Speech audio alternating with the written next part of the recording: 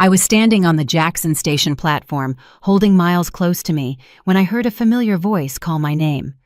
Amara! Amara Hayes, is that you? I turned around and froze. It was my father, Vernon.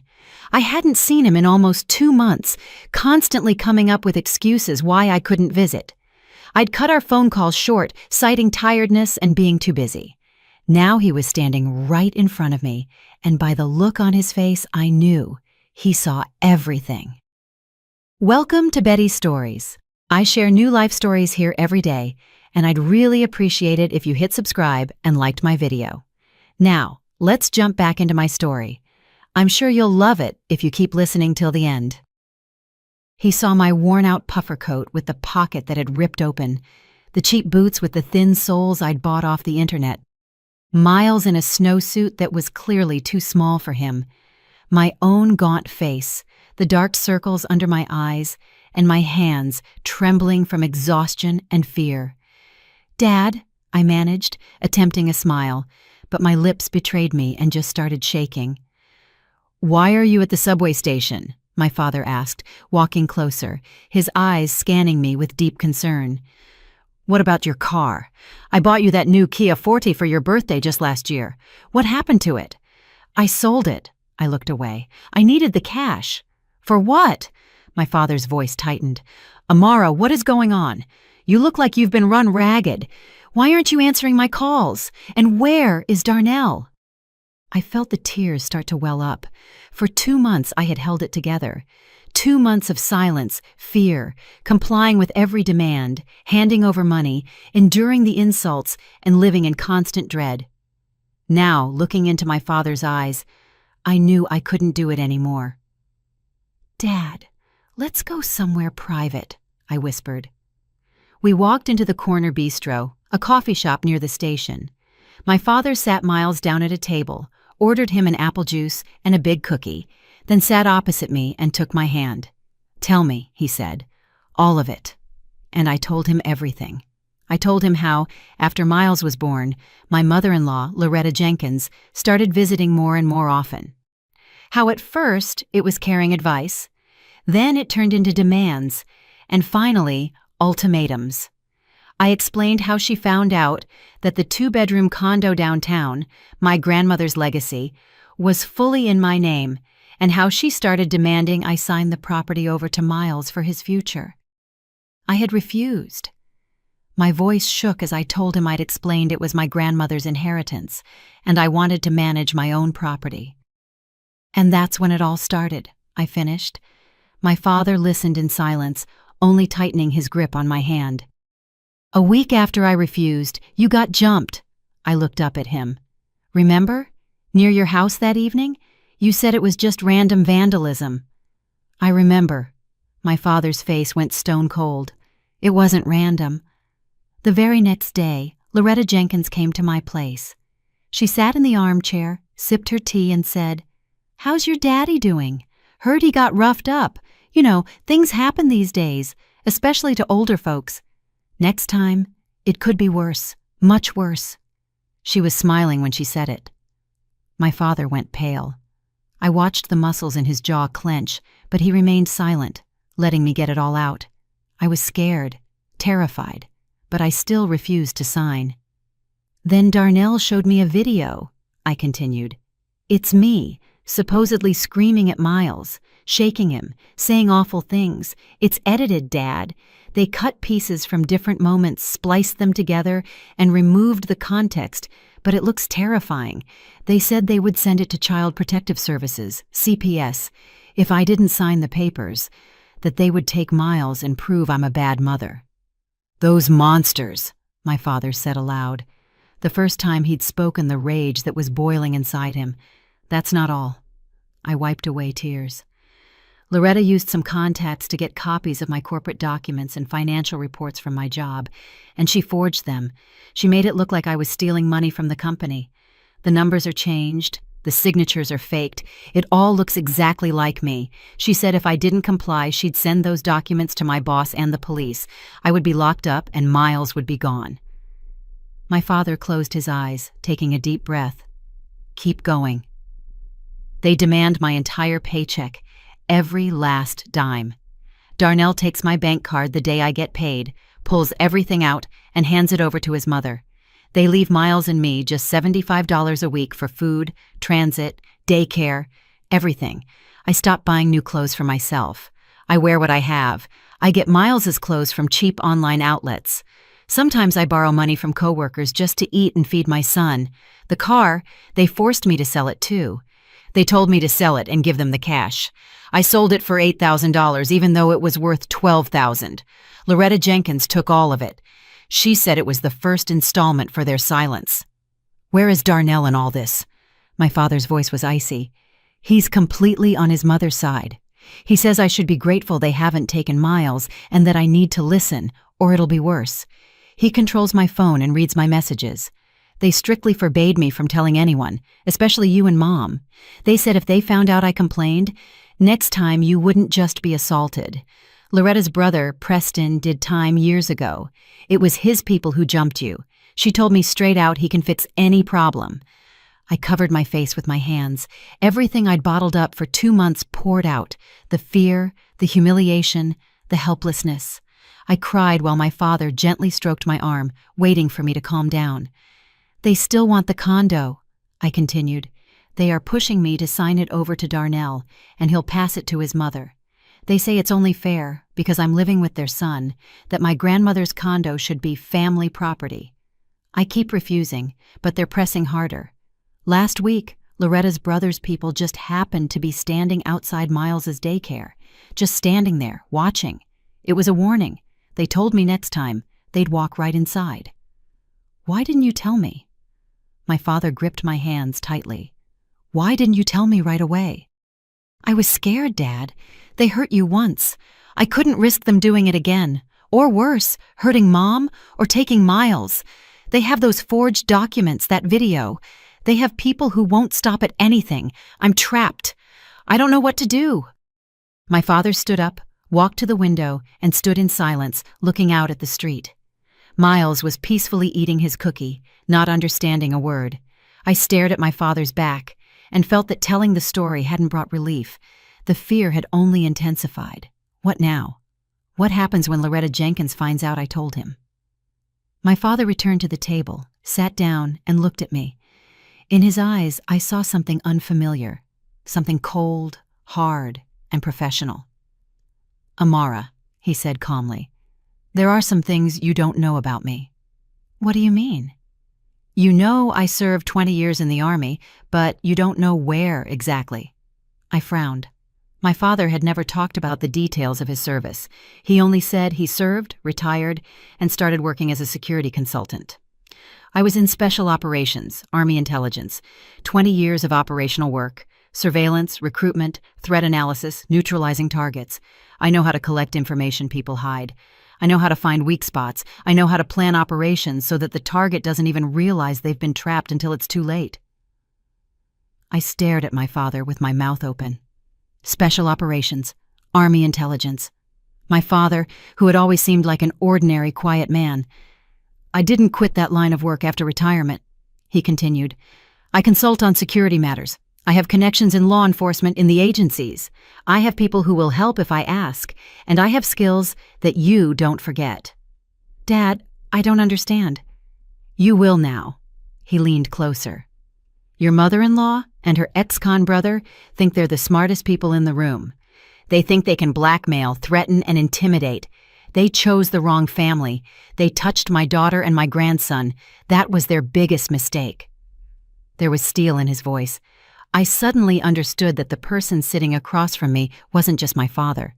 This was a man who knew how to fight, truly fight, not with fists, but with intellect, connections, and experience.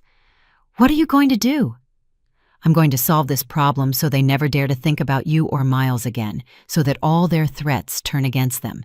But for that, I need time, and I need your help. What kind of help? You need to act completely normal. Keep handing over the money. Keep enduring the abuse. Don't show that you told me. You must not change your behavior at all. This is critical. They must be convinced you are broken, that you'll stay silent and obey. Do you understand? I nodded. though my insides were twisting with terror. How long? A few weeks, maybe a month. I need to gather intel, prepare the evidence, and plan every detail. We can't rush this. If we mess up, they'll destroy all the evidence and disappear. We have to act precisely, with no room for error. And if they find out I told you? They won't. We won't meet again. And we won't talk on the phone. We'll communicate through a secure messenger I'm going to install for you. The messages will delete automatically. There will be no trace on your phone. Darnell won't find a thing, even if he checks.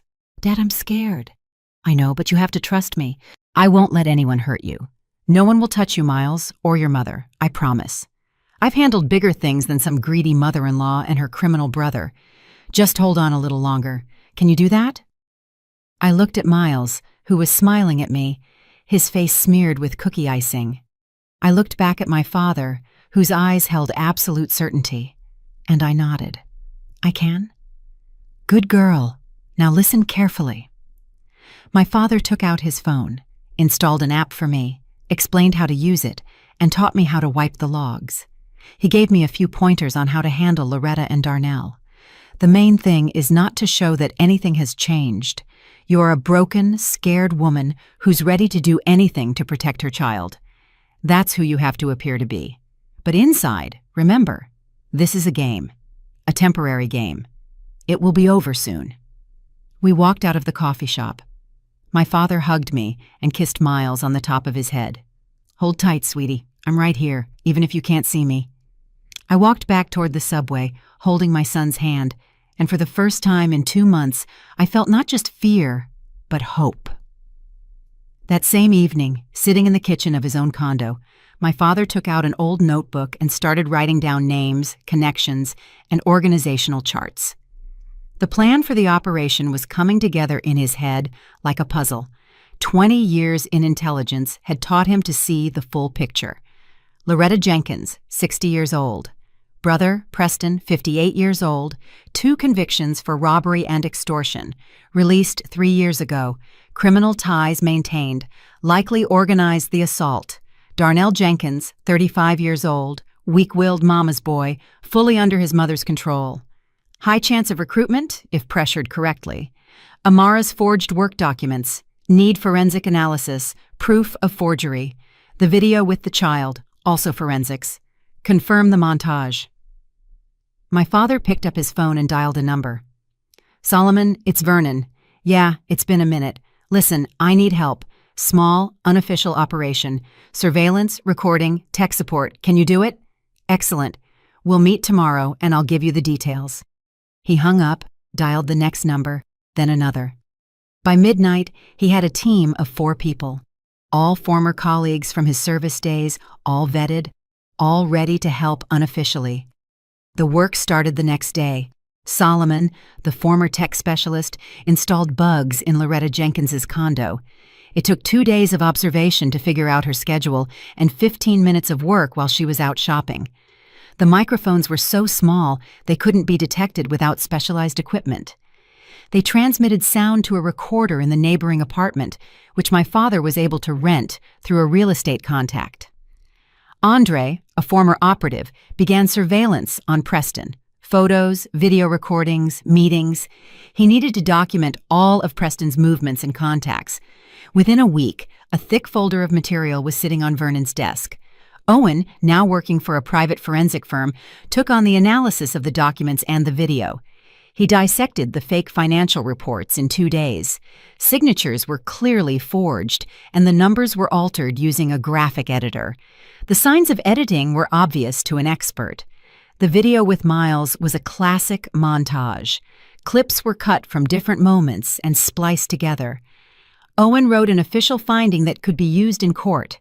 Malcolm, whose police connections were especially useful, started gathering information on Preston's criminal past, convictions, contacts, current activities. It turned out Preston hadn't shed his old habits.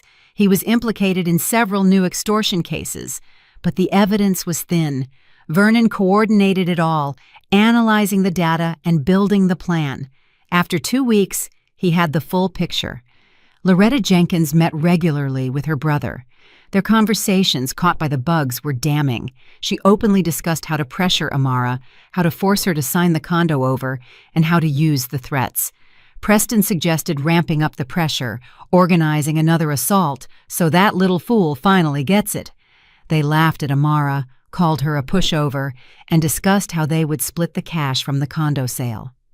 Vernon listened to these recordings, feeling a cold fury rise within him, but he kept his emotions in check. Emotions are the enemy of operational work. Cold calculation is required. The plan was divided into 4 phases. Phase 1, the marked money. Vernon used his old intelligence contacts to get access to specially marked bills. They were regular banknotes, but their serial numbers were logged in a database. If these bills were found on someone during a search, it would be direct evidence of a link.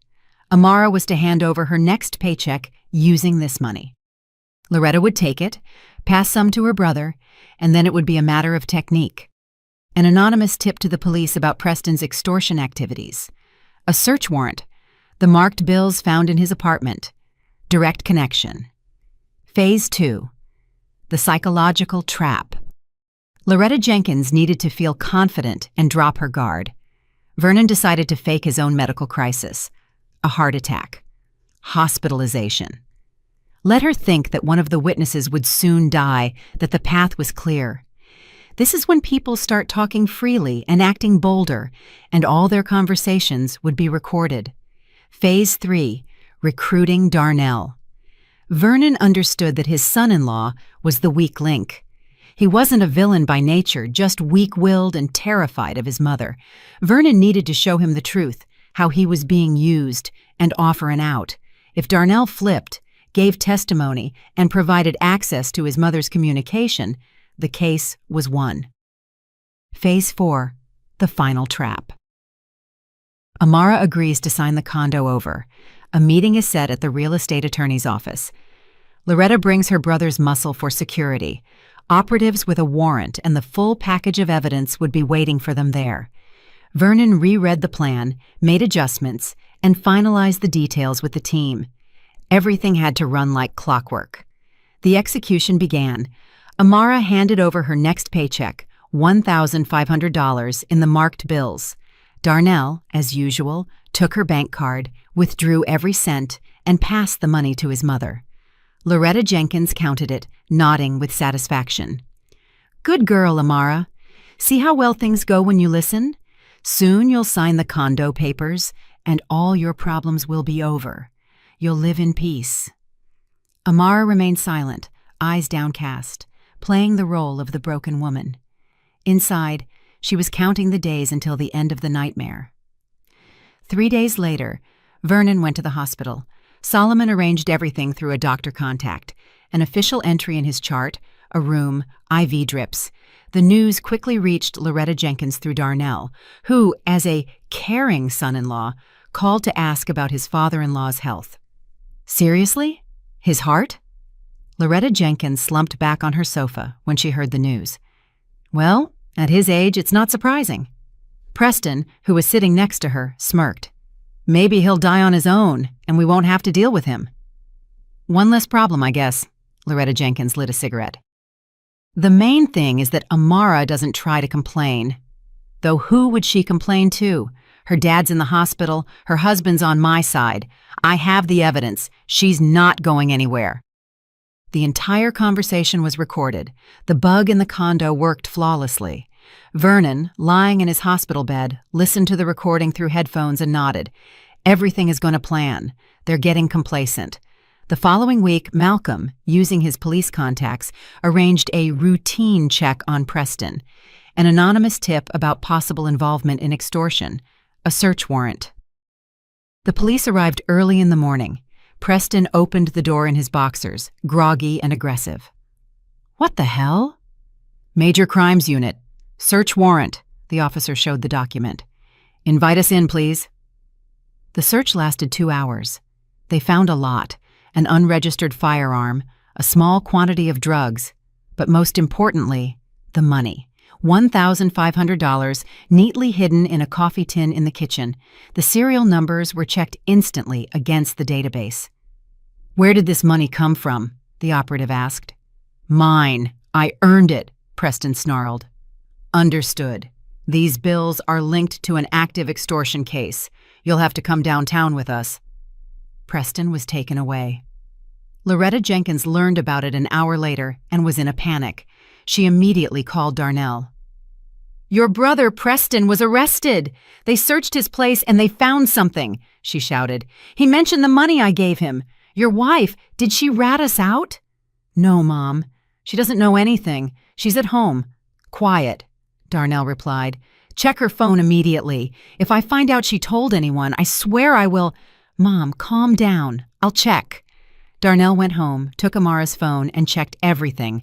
Calls, texts, social media, nothing suspicious. The secure messenger Vernon had installed was hidden so well it was virtually undetectable unless you knew what you were looking for. It's clean, Darnell reported back. She hasn't called or texted anyone. Loretta Jenkins calmed down slightly, but her anxiety remained. Preston was under arrest. No charges had been officially filed yet, but the situation was serious. This was the moment Vernon chose to act through Darnell. Malcolm arranged a meeting through a therapist Darnell had once consulted. The therapist called him.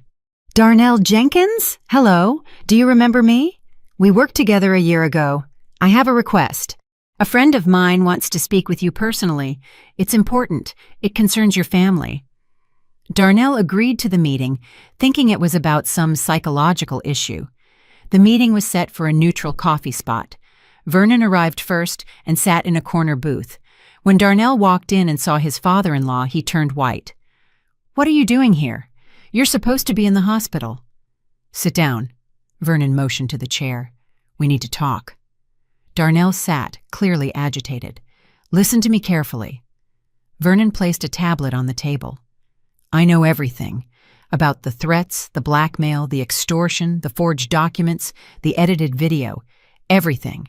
And I have proof. He played a recording. Loretta Jenkins' voice. That fool thinks she can refuse me? I'll squeeze her so hard she'll sign that condo over on her knees. Preston's voice. We should scare her one more time so she knows this is serious. Darnell listened, his face growing paler and paler. That's not what you think. Shut up and keep listening. The next recording, Loretta Jenkins. Darnell is such a doormat. I tell him, do this, do that, and he runs right away. We broke Amara too. We'll get the condo soon, sell it, and split the money. Of course, we won't give Darnell anything. What does he need it for? He's useless anyway. Darnell covered his face with his hands. Do you realize your mother is using you? Vernon's voice grew harsh. You are destroying your own family, terrifying your wife, taking money from your son. For what?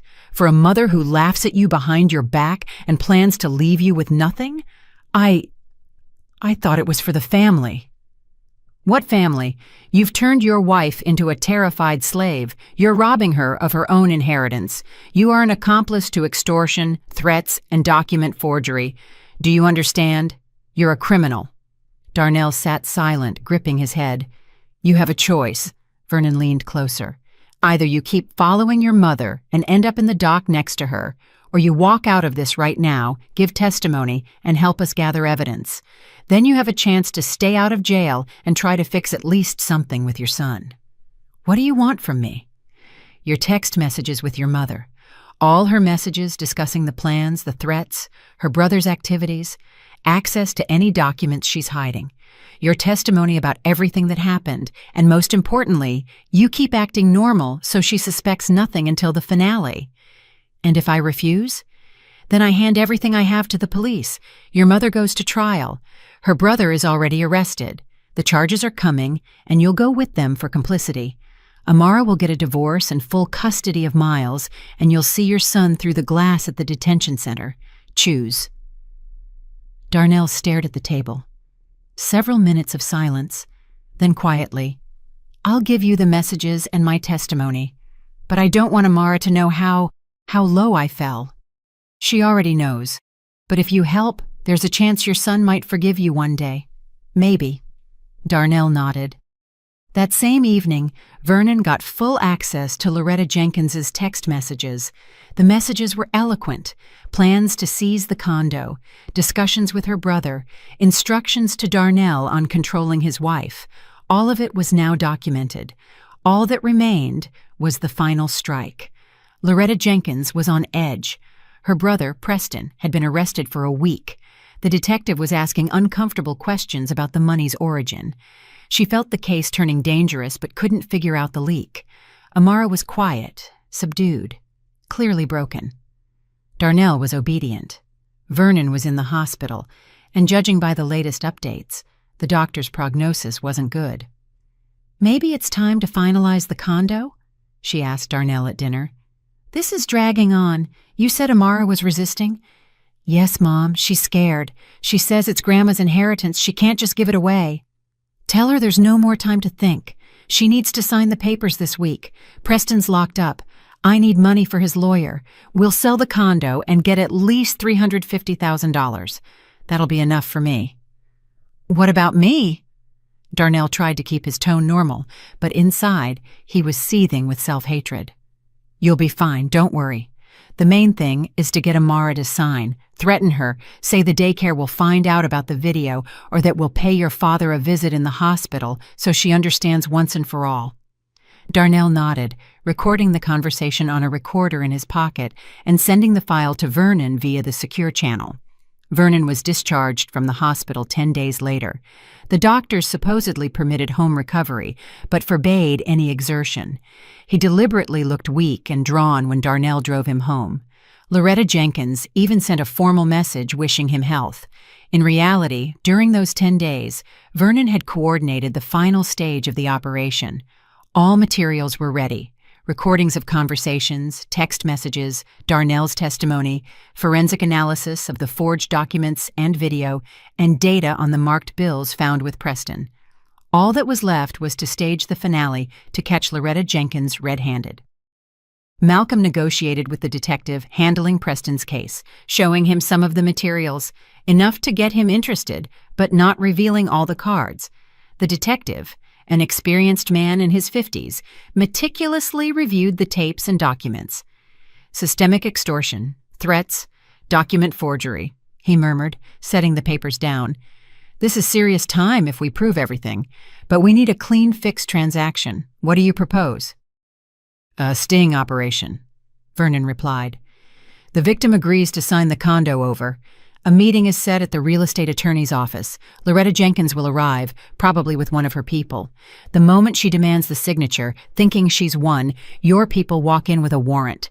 All the evidence is on her hands, all her words are recorded. The attempt to seize the property is documented." The detective mused. "I'll need a prosecutor's sanction, and the attorney must be in the loop." "I'll find the right attorney. They'll agree to help if we explain the situation. When do you plan to do this?" "In 3 days." "Will you be ready?" "I will." They shook hands. The operation was on the final approach. Amara was in the kitchen when a message arrived from her father on the secure messenger. "Get ready. Tomorrow, tell Darnell you agree to sign the condo. The day after tomorrow, set the meeting with the attorney. It ends in 3 days. Hold tight." She took a deep breath. 3 days. Just 3 days until the end of this nightmare. Her hands shook as she deleted the message. It was terrifying, so terrifying she wanted to scream. But she trusted her father. He wouldn't let her down. That evening, when Darnell returned from work, she said quietly, "I agree. I'll sign the papers for the condo." Darnell froze, staring at her. "What?" "I can't live like this anymore. Let them take the condo. Just let them leave Miles and me in peace. I'm tired of being afraid, tired of starving. Let them have what they want." She spoke with such hopelessness that Darnell, who knew the truth, almost believed her. Amara was good at acting, or perhaps 2 months of fear had taught her that inflection of brokenness. "Are you serious?" He tried to sound normal, though he was inwardly clenching with shame. "Yes, call your mother. Tell her I'm ready. Tell her to set up the meeting with the attorney." Darnell went out onto the balcony and called Loretta Jenkins. She answered after the first ring. Well, Mom, Amara surrendered. She agrees to sign. A pause, then a triumphant laugh. I knew it. I knew that weakling wouldn't hold up. When does she suggest meeting the attorney? The day after tomorrow. Perfect. I'll organize everything. You make sure she doesn't change her mind. And tell her to bring the original condo documents. Everything needs to be ready to process right away. Okay, Mom. Loretta Jenkins hung up and immediately dialed another number. Vernon, listening through the bug in her condo, started recording. Hello, Solomon. It's Loretta. Listen, I need your help the day after tomorrow. Need you to come to a real estate attorney's office. Keep an eye on a transaction. My daughter-in-law is signing over the condo. I'm afraid she'll chicken out at the last minute. Will you be there? Just stand next to her so she knows we mean business. Yes, just like last time with her father. Excellent. I'll meet you at the office at 2 o'clock in the afternoon. Vernon smirked. She was driving herself right into the trap. She was bringing a documented enforcer to the attorney's office to intimidate the victim. This was direct evidence of coercion. Couldn't have planned it better. He called the detective. The day after tomorrow, 2 p.m., Ms. Victoria's office, 23 Garden Street. Loretta Jenkins will come with an associate named Solomon, an ex-boxer, history of battery. He'll threaten my daughter to get her to sign. Your people need to enter the moment the documents are passed to the attorney. Got it. We'll be ready. The attorney, Ms. Victoria, was a strict but fair woman. When Vernon explained the situation and showed her the recordings and documents, she immediately agreed to help. I've been practicing for 20 years. I've seen it all, she said. But to so cynically take someone's inheritance through threats, what should I do? Act normal, accept the documents, start the paperwork, ask standard questions. The main thing is to document that your daughter is acting under duress. If Loretta Jenkins threatens her, or her associate starts applying psychological pressure, try to document it with words. Ask Amara if she really wants to sign the condo over, if there are any threats. Loretta won't be able to hold back. She'll start justifying herself or pushing harder. That's when your operatives come in. And if she stays quiet, she won't. I know these types. When they're close to victory, they become overconfident, arrogant. She will slip up. Very well, I'll help. All that remained was to wait for the appointed day. The morning of the meeting, Amara barely slept. Miles woke up early, demanding attention, but she could hardly focus. Her father sent a short message. All set. I'll be nearby in a car across the street from the office. Don't be afraid. You got this. Darnell was tense. He knew his mother was about to crash, but he was still worried. What if something goes wrong? What if she manages to wiggle out of it somehow? At 1:30, they drove to the attorney's office. Loretta Jenkins was waiting by the entrance. Beside her stood a massive guy with a shaved head and a scar on his cheek, Solomon the enforcer. He looked at Amara in a way that sent chills down her spine. Well, finally you came to your senses, Loretta Jenkins smiled smugly. Did you bring the documents? Yes, Amara showed the folder. Excellent. Let's go. They walked into the office. Ms. Victoria greeted them with a professional smile and offered them seats. The office was small, bright, with a heavy desk and shelves of files. A security camera, standard for a real estate attorney's office, was mounted in the corner. All right, Ms. Victoria opened her notepad. You wish to transfer the deed for your condo. Amara Hayes, do I understand correctly that the property belongs to you by right of inheritance? Yes, Amara answered softly. And you wish to transfer it to whom? My husband, Darnell Jenkins. Understood. Is this your voluntary decision? Amara hesitated. Loretta Jenkins instantly cut in. Of course it's voluntary. She wants the condo in her husband's name. That's normal for a family. I'm asking Amara Hayes, the attorney said sternly. Amara, is anyone forcing you to transfer this property? Are there any threats? No. Amara looked at the floor. I want to do this myself. Solomon in the corner coughed loudly, demonstratively. The hint was clear. Ms. Victoria looked closely at Amara, then at Loretta Jenkins, then at the enforcer. Very well. I need the documents. The deed, your license, the marriage certificate. Amara, her hands shaking, took out the folder and placed the documents on the table. The attorney began reviewing them, making notes. Loretta Jenkins nervously fumbled with her purse. The proximity of victory made her impatient. "Will this take much longer?" she finally snapped. "As long as the law requires," Ms. Victoria replied calmly. "Amara, do you understand that after this transfer, you will lose all ownership rights to this condo?" "I understand." "And you are ready for that?" "Yes." "Good. Then I need you to read the text of the agreement and sign here, here, and here." She held out the document. Amara took the pen. Her hand trembled so hard she could barely hold it. Loretta Jenkins leaned closer, monitoring every move. Come on, don't drag it out," she hissed through her teeth. Amara made the first signature, the second. She raised the pen over the spot for the third signature and froze. "What is it?" Loretta Jenkins raised her voice. "Sign it." I don't know." Tears fell from Amara's eyes onto the paper. "Darn it!" Loretta Jenkins grabbed her arm. "Are you backing out after everything we discussed? Did you forget what happens if you refuse?" "Loretta Jenkins," the attorney said sharply, standing up, "please calm down. Amara Hayes has the right to change her mind at any time." "What right?" Loretta Jenkins wheeled around to the attorney. "She's backing out. She thinks she can just walk away?" Solomon got up from his chair, taking a menacing step toward the table, silent but threatening. "Young man, sit down," Ms. Victoria ordered, "or I will call security." "Sit down, Solomon." Loretta Jenkins tried to compose herself. "Amara, sweetheart, you know this is for your own good, for Miles. Sign it and everything will be fine. If you don't sign, remember our talk about the daycare? About CPS?" "Are you threatening her?" The attorney stood firm. "I'm not threatening, I'm explaining."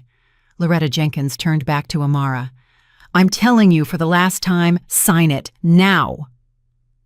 Just then the office door flew open. 3 men in plain clothes walked in, followed by the detective and 2 uniformed officers.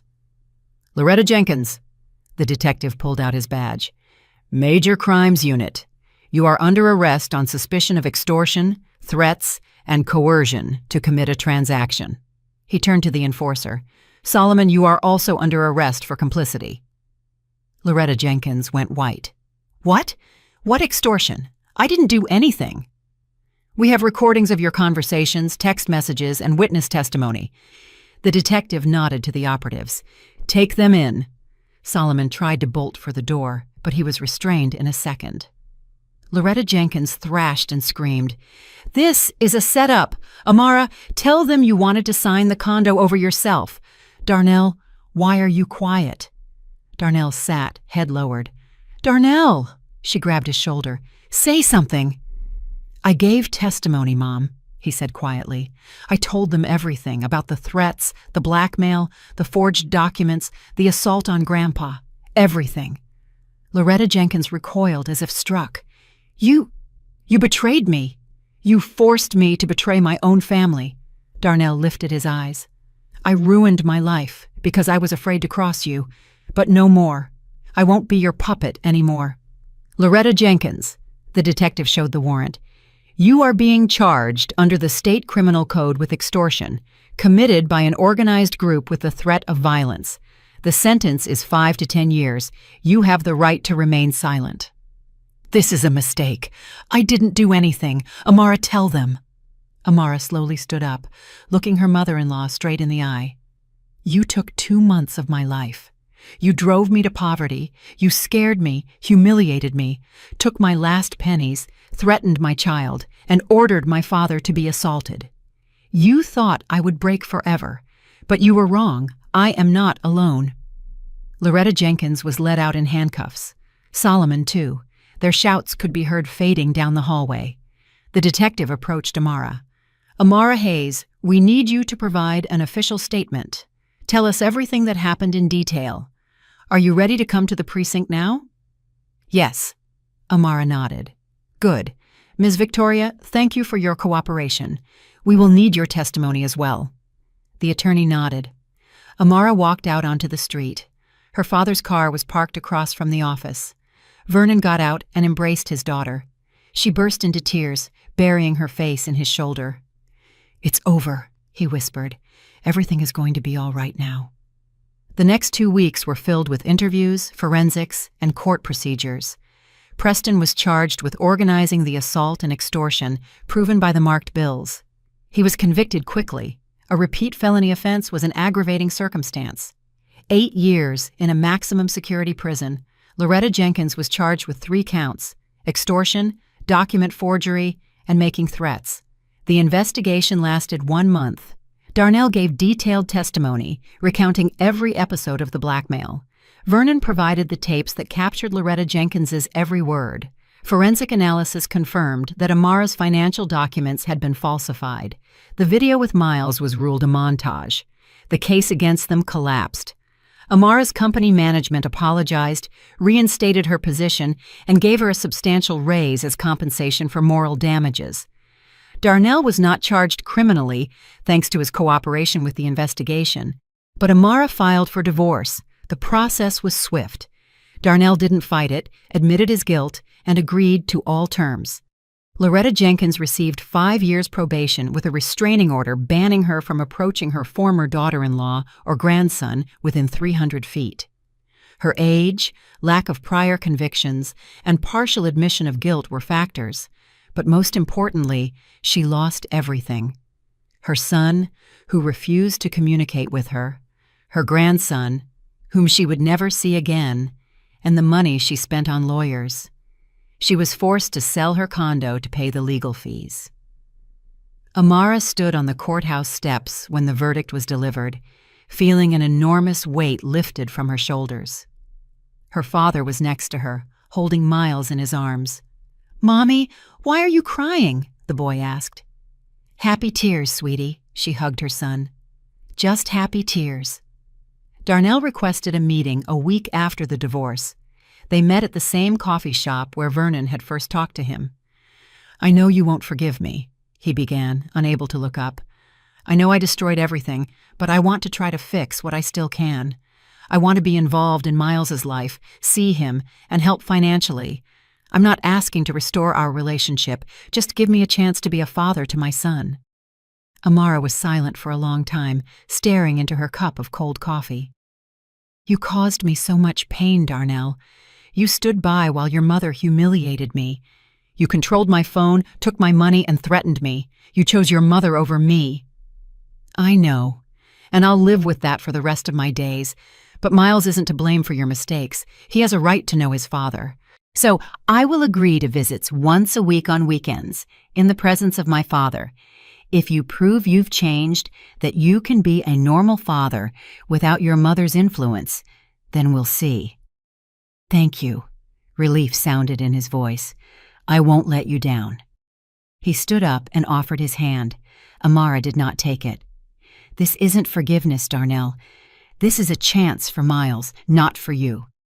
He nodded and left. 6 months passed. Amara received a promotion at work. Her salary nearly doubled. She bought a new car, a small SUV, perfect for trips with her child. She moved into a new 3-bedroom apartment, bright and spacious, with a separate room for Miles. She rented out her grandmother's 2-bedroom condo for $1,800 a month to generate income. Life was slowly, step by step, getting better. Nightmares about her mother-in-law became less frequent. The fear receded. Amara started smiling again, making plans and dreaming. Her father often visited, playing with Miles and telling him stories. The boy adored his grandfather, constantly asking for interesting tales. "Grandpa, were you really a spy?" Miles asked one evening, sitting on Vernon's lap. "I was, sweetie. Did you spy on people?" "Not exactly spying. I protected our country from bad guys, and I still protect people." "Who?" "Of course. I protect the most important thing I have, you and your mother." Miles hugged his grandfather. "You're the best grandpa in the world." Vernon looked at his daughter. She was standing in the kitchen, making dinner, humming a song. She was smiling, alive, free, and happy, just as he had always wanted to see her. Everything worked out. The operation was a success. The enemy was neutralized, the family was protected, and justice had prevailed. Just like the good old days of his service, except the stakes were personal, not national. "Dad, dinner's ready," Amara called. "Coming, soldier." Vernon lifted his grandson into his arms. "The commander calls us to the table." They sat down to dinner, the three of them. Grandma couldn't come. She was visiting a friend. Miles babbled about preschool, his new friends, and his teacher. Amara listened, serving him food and laughing. Vernon looked at them and thought that these moments were why he had needed to carry out the operation, for his daughter to laugh again and for his grandson to grow up happy. After dinner, Miles fell asleep on the sofa, clutching a teddy bear. Amara covered him with a blanket and sat down next to her father. "Dad, I wanted to say thank you for everything. If it weren't for you, I never would have climbed out of that hole. Loretta Jenkins would have crushed me completely, taken the condo, the money, maybe even Miles." "You would have managed on your own," Vernon argued.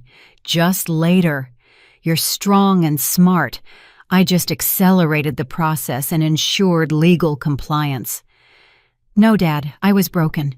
2 months of fear had done its job. If it hadn't been for your intervention, I would have signed those papers out of desperation and exhaustion. I would have signed and lost everything." "But you didn't sign. You waited and trusted me. That takes strength, too." Amara hugged her father. "You taught me the most important thing. Never give up, even when it seems like there's no way out." "There's always a way out, if you don't drop your hands. Remember that, and pass it on to Miles when he grows up." They sat in silence, listening to the quiet breathing of the sleeping boy. It was getting dark outside. The city lights were coming on. Life was moving forward. A new, clean life, free from fear and threats. Vernon stood up, preparing to leave. "Good night, sweetheart." "Good night, Dad. And thank you again for just being you." He smiled, kissed her forehead, and left. Amara remained alone with her son in her condo. Her condo. No one could take it. No one could threaten her. She was free, finally free. A year had passed since Loretta Jenkins was led out of the attorney's office in handcuffs. A year of freedom, a year of new life, a year of healing from the nightmare that had seemed endless. Amara sat in her office. She now had a private space with a nameplate that read Head of Analytical Department on the door. The promotion had come 3 months after the trial ended. The management not only restored her reputation, but publicly apologized for not noticing the signs of blackmail sooner. Her salary had increased 2.5 times. Now she could not only provide everything Miles needed, but also put money away for the future. On her desk lay the lease agreement for the old condo. The tenants paid their $1,800 a month reliably, a good passive income. The new apartment was bigger, brighter, in a great neighborhood near a park. Miles had his own room filled with toys, books, and educational games. The boy was growing up happy, surrounded by the love of his mother and grandfather. Darnell continued to meet with his son every Saturday, at first in Vernon's presence, and then, when Amara was convinced he had genuinely changed, she allowed one-on-one visits. Darnell took Miles to the zoo, the movies, and bought him gifts. Most importantly, he talked to his son, took an interest in his life, and tried to make up for lost time. Amara saw that he was sincerely remorseful. It didn't mean she forgave him, but she accepted that people can make mistakes and try to correct them. Darnell did not communicate with his mother. No calls, no texts, no visits. Loretta Jenkins tried to reach out several times, sending letters demanding forgiveness and help, but he ignored her. He had chosen his son over his mother. Too late, but he had chosen him. On a Saturday, Amara, Miles, and her father went to the park. Spring was warm, and the trees were covered in new leaves. Tulips were blooming in the flower beds. Miles ran ahead, chasing pigeons and laughing. Vernon walked alongside his daughter, his hands in the pockets of his light jacket. "How are you doing, Dad?" Amara asked. "We haven't talked in a while." "I'm good. Lots of work, but that's fine. I feel needed." "You were always needed, especially by me." Vernon smiled. "You know, when I retired from intelligence, I thought all the operational work was behind me, that I'd be a consultant, sitting in an office, analyzing reports, but it turns out the most important operation was waiting for me, the operation to save my own daughter." And you handled it brilliantly, like a true professional. The stakes were high. If we'd failed, you would have lost everything. The condo, your freedom, maybe even Miles. I couldn't afford to make a mistake. And you weren't afraid that something would go wrong? Vernon paused. I was afraid, of course. I was afraid. But fear is normal. The key is not to let it control you. Use it as a catalyst to act more carefully, more thoughtfully. Fear makes you attentive if you know how to work with it. Miles ran back, breathless, his cheeks flushed. Grandpa, Mommy, look, I found a stick. Can I take it home? Of course, sweetie. Amara smiled. The boy ran off, brandishing his find. Vernon watched him. He's happy. That's the main thing. Kids need to grow up safe, without fear. You're giving him that. We're giving him that, Amara corrected. You're a big part of his life, too. A huge part. They walked to a bench and sat down. Miles played nearby, building something out of sticks and stones. Dad, I wanted to ask something. Amara turned to her father. You always spoke about your service in general terms, but never gave details. What exactly did you do in intelligence? What were the operations like? Vernon looked into the distance. Most of it is classified. My non-disclosure agreement is still active, but I can tell you a little. Not the details, but the general picture. The life of an operative isn't what you see in the movies. It's not car chases, shootouts, and flashy fights. It's primarily working with your head, gathering information, analysis, planning. You observe people for months, studying their habits, weaknesses, and connections. Then you set up the operation to get the necessary information or neutralize a threat. Everything has to be discreet, clean, without noise. Like with Loretta Jenkins, roughly? I used the same methods as before. Surveillance, wiretaps, recruitment. Except the enemy wasn't a foreign spy, but a greedy woman and her criminal brother. But the principles are the same.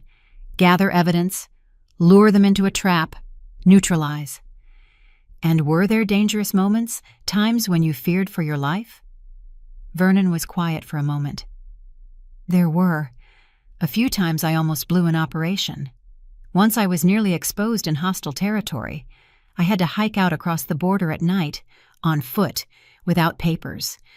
Another time, the team I was running was ambushed. 2 men died. The rest of us barely got out. That was a nightmare. You never talked about that. You didn't want to burden the family. Your mother knew the work was dangerous, but I hid the details. Why give her sleepless nights? She worried enough as it was. Amara took her father's hand. You're a hero, Dad. A real hero. For your country back then, and for us now. I was just doing my job. Doing it well because I loved it, and because I understood that people's safety depended on my work. Back then, millions of people in the country. Now, the 2 people most precious to me. Miles ran up, showing his construction of sticks. Grandpa, look, I built a fortress. An excellent fortress, Vernon picked up his grandson. A truly impregnable stronghold. Grandpa, will you tell me about being an operative? About how you caught the bad guys? Vernon exchanged a look with Amara. She nodded. I will, soldier, when you're a little older. It's a long story. But will you tell me a little bit today? Okay, listen. Once, I needed to find out where a dangerous man was hiding. He was very smart, constantly changing locations, and trusting no one. But he had one weakness. He loved rare books and collected them, and we used that. Miles listened, mouth wide open. Vernon told the story, simplifying it, removing the dangerous details, turning a real operation into a fascinating tale. Amara listened too, understanding that every word her father spoke was part of a life he had once kept secret. In the evening, after Miles was asleep, Amara sat on the balcony with a cup of tea. The city lights twinkled. Somewhere below, the road hummed, but here on the 7th floor, it was quiet and peaceful. She thought about the past year. So much had changed. A year ago, she was a hounded, terrified woman who feared every phone call and every knock at the door. She gave away her last dollars, endured humiliation, and lived in constant fear for herself and her son. It had felt like there was no way out, that she was trapped forever. Now, she was free, working in a good position, earning a decent salary, and raising her son with love and security. Loretta Jenkins could no longer harm her. The probation and restraining order kept her at bay. Darnell no longer controlled her every move, took her money, or read her messages. He was simply a father who saw his son once a week. Nothing more, nothing less. Amara realized that the main lesson she had taken from this story was never to give up. Even when it feels like you're at a dead end, that all paths are closed, there is always a way out. You just need to find the strength to ask for help, to trust those who can help. If she hadn't met her father at the subway that day, if she had kept silent, if she had continued to endure, how would it have ended? She would have signed the condo over. Loretta Jenkins would have sold it, taken the money, and left Amara and Miles with poverty and shattered hopes. Or even worse, taken her child through CPS, using the fake evidence. But she had spoken up, trusted her father, and he saved her. Her phone vibrated. A text from a coworker. "Morning meeting rescheduled to 10 a.m. Can you make it?" She replied, "Yes, no problem. Just a normal work text, a normal life. How good it felt for life to be normal again." A month later, an unexpected event occurred. She received a call from an unfamiliar number. "Amara Hayes, this is Attorney Nicholas Sargent. I represent Loretta Jenkins." Amara stiffened. "I'm listening. What do you need?" "My client is requesting a meeting with you, a private meeting. She wants to talk, apologize, and explain some things." "No," Amara cut him off immediately. "I don't want to see her. We have a court-ordered restraining order." "The meeting will be in a neutral location with an attorney present, yours if you wish. No violation of the order. Loretta Jenkins has acknowledged her mistakes and is undergoing therapy. She is genuinely remorseful and wants to ask for your forgiveness." "I don't need her apologies." "Amara Hayes, I understand your feelings, but sometimes a face-to-face meeting helps close a painful chapter in life. Think about it. If you decide to agree, call me."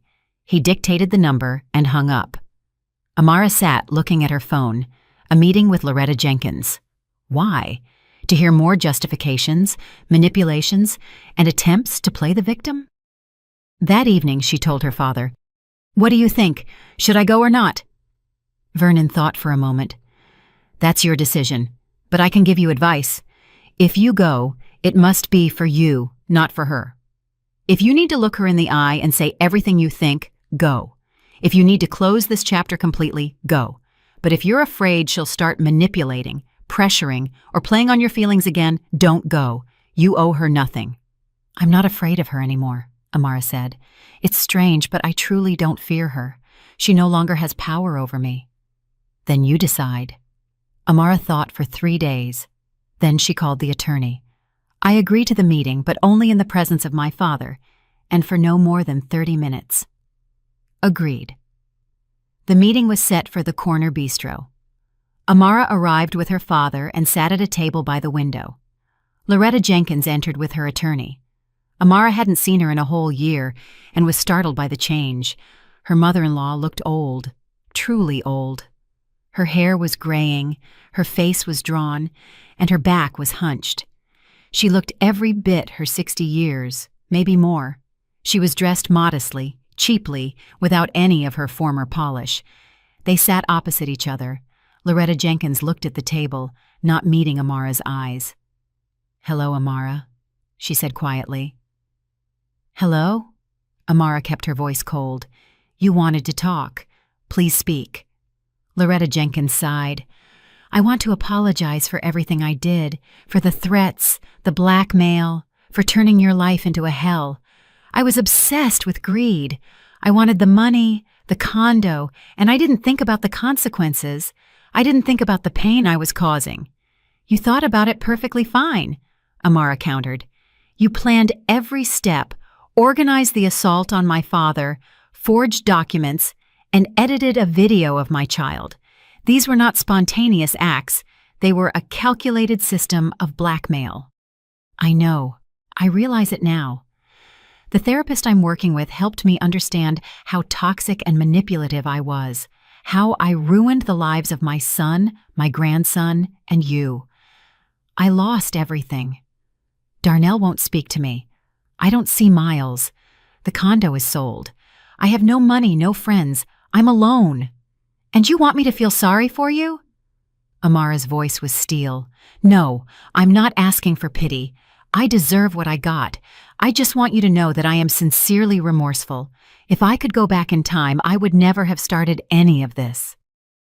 Amara looked at her for a long time, silently, then said, "Do you know the most awful thing about your story? It's not that you tried to steal the condo, not the threats, and not the blackmail. It's that you destroyed a family.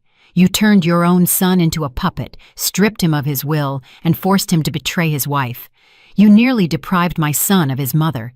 You did everything to make 3 people, me, Darnell, and Miles, miserable. For what? For money? For a condo?"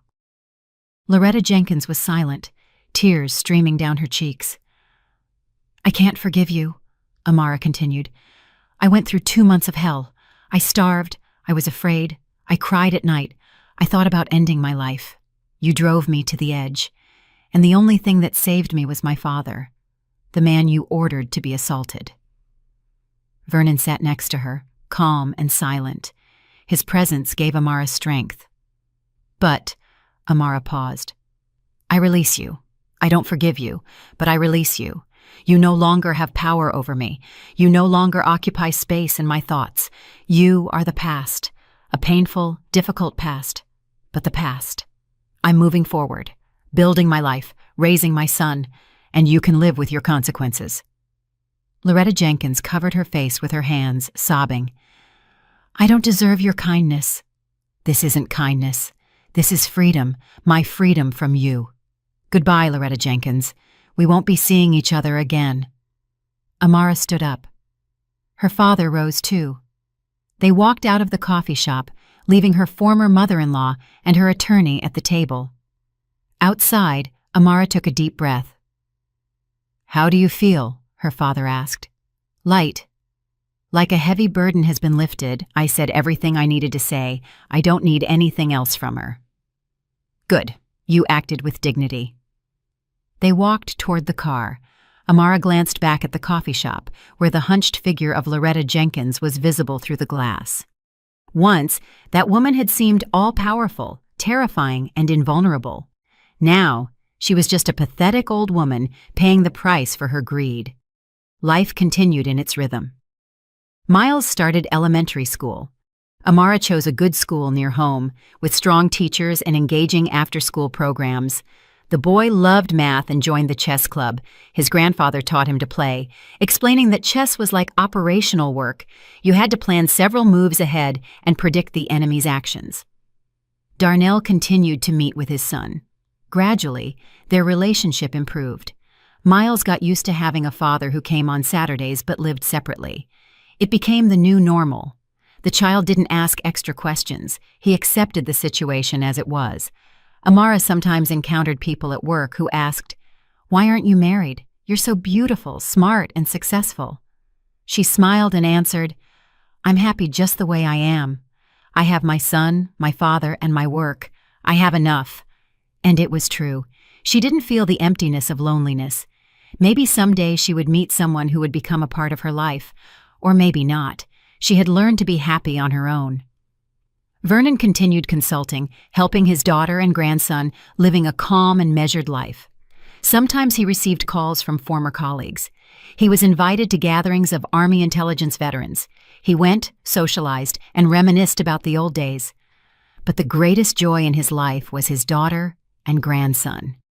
One evening, as the 3 of them, Amara, Vernon, and Miles, sat down to dinner, the boy suddenly asked, "Grandpa, will you finally tell me about being an operative?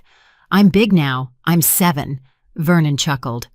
7 is a big age indeed. All right, I'll tell you, but not all at once, just a little at a time. It's a long story, for many evenings. Hooray! Miles bounced in his chair.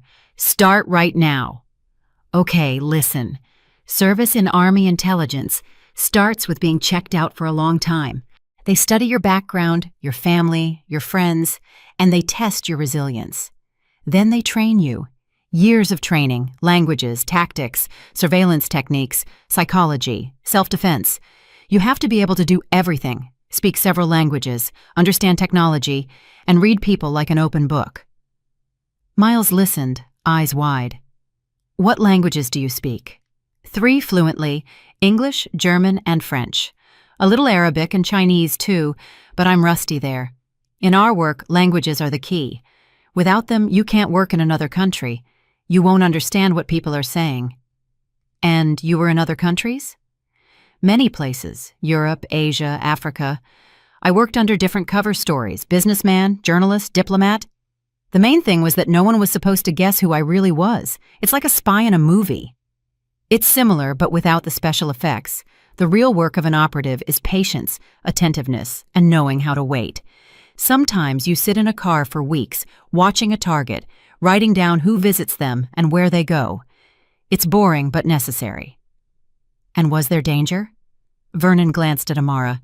She nodded. He could tell a little, but without excessive detail. There was. Once I was nearly exposed. I was working in one country, gathering information about a terrorist group. They figured out someone was tailing them and started checking. I had to make an emergency exit, abandon everything, and hide for a few days.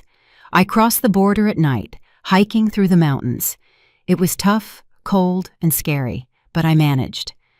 You're a hero, Grandpa. I was just doing my job, like many other people who protect our country. Soldiers, police officers, rescuers. They are all heroes every day. Amara listened to this conversation and thought how wonderful it was that Miles was growing up with a grandfather who taught him not just chess and math, but life. He taught him to be strong, responsible, and fair. He taught him not to give up, not to fear difficulties, and to protect the weak. After dinner, when Miles was asleep, Amara and her father sat in the kitchen drinking tea. Dad, thanks for the story. Miles loved it. He needs those kinds of stories. Boys need to grow up understanding that there are real values. Honor, duty, protecting loved ones. Not money, not power, but those things. You're raising him right. I worry sometimes that I spoil him, that I'm too soft. You're an excellent mother. Strictness and softness must be in balance. You love him, you care for him, but you also set boundaries. That's right. Amara poured tea. You know, sometimes I think, what if I hadn't met you at the subway that day? What if I had stayed silent and continued to suffer? No need to dwell on what might have been. You met me and you spoke up. That's the key. You weren't afraid to ask for help. Many women stay silent, afraid, ashamed, thinking they can handle it alone. And then it turns out to be too late. That's why it's important to talk about it. If any of your friends find themselves in a similar situation, you now know you must act, find help, and not stay silent. Silence is the aggressor's ally. Amara nodded. I'll remember that. They sat in silence, listening to the wind outside the window. The city went on with its life. Millions of people solved their problems, rejoiced, grieved, loved, and argued. Normal life. And Amara was grateful for that normality, for being able to sit peacefully at home, not fearing a knock at the door, for being able to plan the future without worrying about giving away her last dollars, for her son growing up happy, and for having her father nearby, who would always protect her. Several more months passed. One evening, Miles was doing homework, and Amara was making dinner when the phone rang. An unfamiliar number. Hello, Amara Hayes. This is Attorney Nicholas Sargent. We met a year ago. Amara tensed. I'm listening. I'm very sorry to deliver this news. Loretta Jenkins passed away last night. A heart attack. I'm calling because she left a letter. She asked me to give it to you if anything happened. Amara froze. She died? Yes. The funeral is the day after tomorrow, if you want to come. Although I understand you likely won't. No, I won't come. Can you email the letter to me? "Of course, please dictate the address." Amara dictated it, said goodbye, and hung up, sitting down on a chair, trying to process the news. Loretta Jenkins was dead. The woman who had caused her so much pain no longer existed. She didn't feel joy, but there was no pity either, just emptiness. That chapter was finally closed. That evening, after Miles was asleep, she opened her email. The letter had arrived. She opened the attachment and began to read. "Amara, if you are reading this letter, it means I am gone. I want you to know a few things. First, I was genuinely remorseful. Our meeting at the coffee shop was not an act. I realized how awful I had been. Greed blinded me. I lost my humanity. Second, I am proud that you did not break. You turned out to be stronger than I thought. You found a way out and protected yourself and your son. That deserves respect. Third, forgive Darnell. He became the way he was because of me. I raised him to be weak, dependent, and I didn't teach him to be a man. That is my fault. He is trying to change. Give him a chance. Fourth, tell Miles that his grandma loved him. In her own way, a wrong, toxic way, but she loved him. Please don't let him remember me as a monster. And finally, you deserve happiness. Don't be afraid to trust people again. Don't be afraid to open your heart. Not everyone is like me. There are good people. Your father is proof of that. Goodbye, Loretta." Amara finished reading the letter and closed her laptop. She sat for a long time, staring into the darkness outside the window. Then she said quietly, "Goodbye, Loretta Jenkins. May you find peace." And at that moment, she felt the last thread connecting her to that nightmare break. Now, everything was truly over. 2 years later, Amara was standing in the kitchen of her new condo. They had moved to an even more spacious home, a 4-bedroom with a park view. Miles was in 3rd grade, an honor roll student and winner of math competitions. Darnell met with his son regularly. Their relationship had become warm. He had married a 2nd time and had another child. Amara was happy for him. Everyone deserved a second chance. Her father lived nearby and stopped by almost every day. He had turned 60, but was energetic, active, and full of life. He recently wrote a memoir about his time in intelligence, without the classified details, of course, but with a wealth of interesting stories. The book had become a bestseller. Today was a weekend. The whole family had gathered for lunch. Amara, Miles, Vernon, and Amara's mother. The table was set, smelling of delicious food. Outside, it was sunny spring. "Grandpa!" Miles pulled a medal from his backpack. "Look, I won the chess tournament." "Way to go, soldier." Vernon took the medal and examined it. "I knew you could do it. Remember what I told you? Chess is mental training. The one who can think several moves ahead wins." "I remember, and I thought the way you taught me." Amara looked at this scene and felt complete happiness. Her son was healthy, smart, and happy. Her father was nearby, wise, strong, and loving. Her life was filled with meaning, work, and love. The nightmare was long in the past. It had no power over the present. After lunch, they went for a walk in the park. Miles ran ahead. Grandpa and Mom walked slowly behind. Vernon put his arm around his daughter's shoulders. "Are you happy?" "Yes, Dad, very happy." "I'm glad. That's all I ever wanted, for you to be happy." They walked along the path. The sun shone through the leaves of the trees. Birds sang. Children laughed somewhere in the distance. A typical spring day, a typically happy life. Miles turned around. "Grandpa! Mom! Come on, faster! I want to show you where the squirrel lives."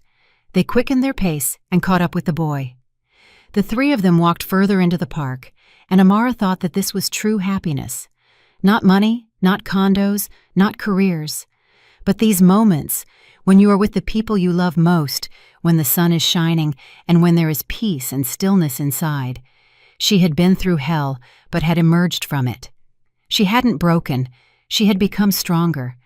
She had learned not to be afraid to ask for help, not to be ashamed of weakness, and to trust her loved ones. And, most importantly, she had learned to forgive, not Loretta Jenkins, but herself. For enduring, for staying silent, for being afraid. Now she knew she was stronger than she thought, and those who would protect her would always be by her side. Life moved on, a beautiful life, full of hope, and there was so much good still to come. I'm really glad you're here and that I could share my story with you. If you liked it, show me by liking the video and subscribing to my channel. Let's see how many of us there are. Write in the comments which city you're watching from and what time it is. I'm so curious to know where all you wonderful people are tuning in from. If you want to support me a little extra, you can also send a small donation. I share new life stories for you every single day. And now, 2 of my most popular stories will pop up on the screen so you can choose what to watch next.